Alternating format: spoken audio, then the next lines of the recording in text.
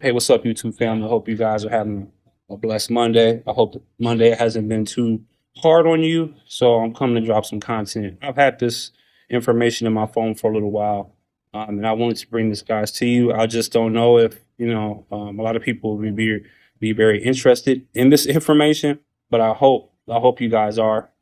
So I'm going to bring a lot more content like this if I can get a lot of people that's interested in it.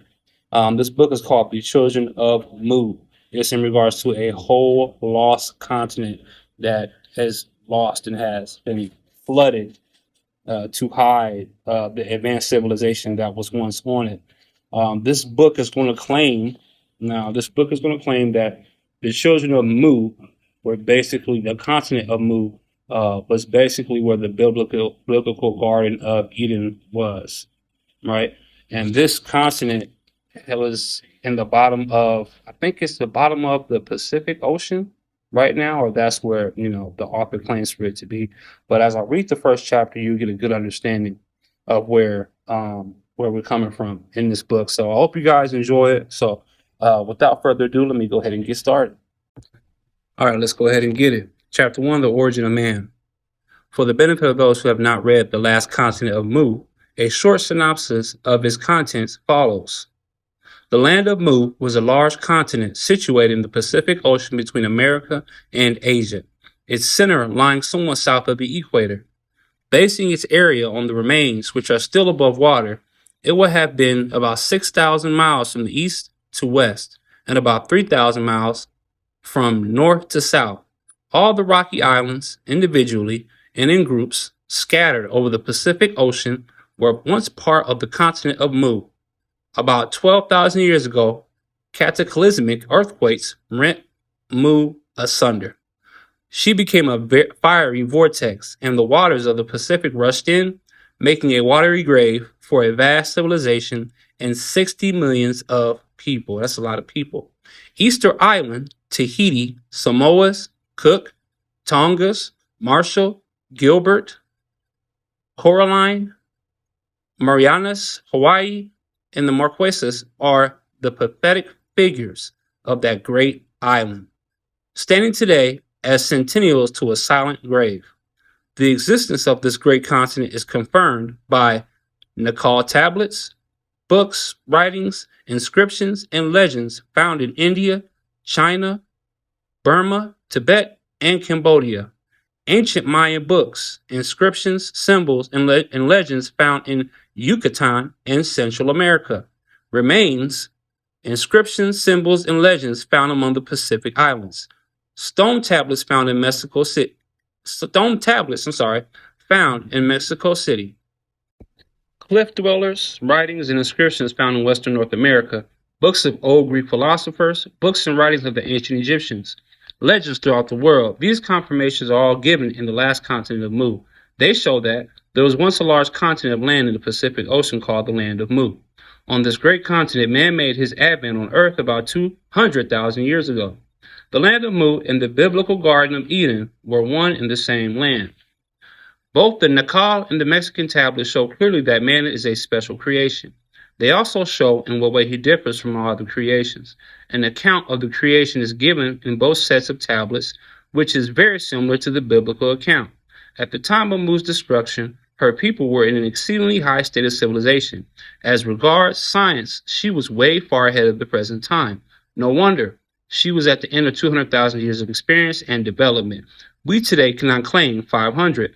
The great civilizations of the Oriental empires, India, Egypt, Babylonia, were only the dying embers of Mu's great civilization.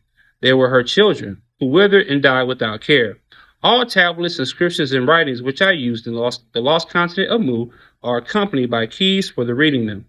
Every assertion made is accompanied by reasonable proof. The facts are there. The theories will have taken care of themselves. I wish it understood that what is revealed of the past in my writings must not be considered discoveries by me. I am simply stating that I find what I find in writings that run from 12,000 to 70,000 years ago, if the mode of keeping time was correct. What is disclosed in these writings is startling, yet archaeology and geological phenomena corroborate the facts without calling to our aid legends which also confirm them. Lao Tse, the Chinese sage 600 BC, speaks of the great learning and advancement of his prehistoric forefathers. The ancients were wise and thoughtful for those who were to come after them. They left indestructible records written on clay and stone. This wisdom is spoken of by Sosis, priest of Sais, to Solon the Greek. As recorded in Plutarch, these writings have been broken up and many of them lost. As they were universally among the ancients, scraps and fragments of them are found in all quarters of the earth.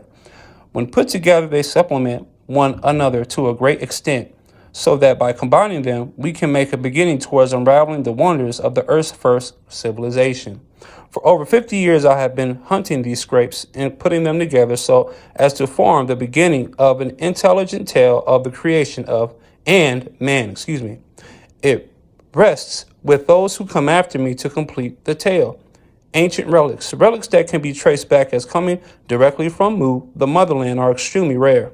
During the past few years, I have been singularly fortunate in finding two that are at least intimately connected with Mu. Both are symbolic figures in bronze. They were either made in the motherland or in one of the ancient Uyghur cities, before the eastern half of that great empire was destroyed by the north running wave of the last magnetic cataclysm, which was the biblical flood. This wave destroyed all the country which ran. The people were drowned and the cities washed away or buried under the drift.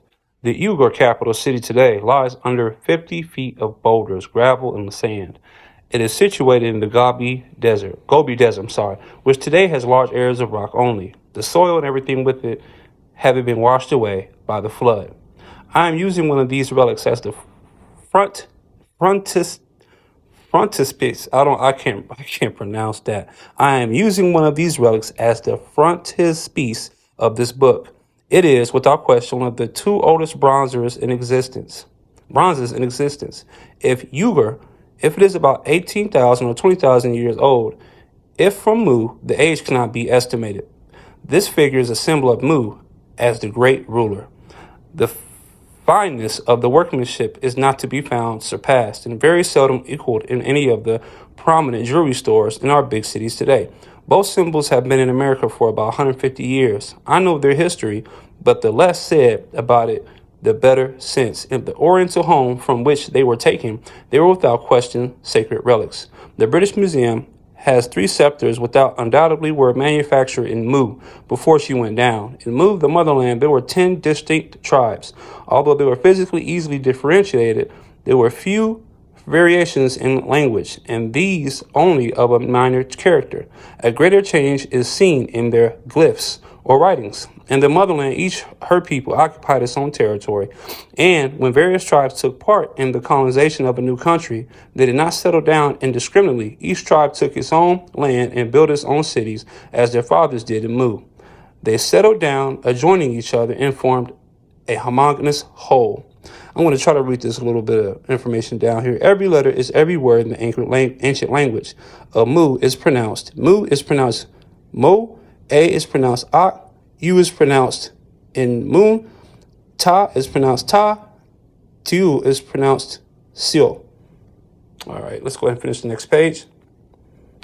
And then this last page, it just has one sentence on it. The original form of isolation grew with time, so that the tribes eventually became separate peoples and finally nations.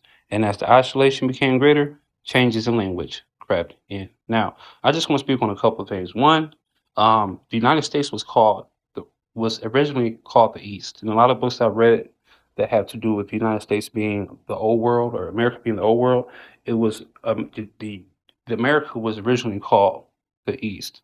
So all of this, we're speaking of, was supposedly have taken place here in the Americas. And also, I have another picture of the bronze uh, statue figure that I talked about on the last page. I actually have a picture of it, and we're going to look at it right now. And here's the relic that I was taking up, but we were talking about one of the last pages that was a very old bronze relic.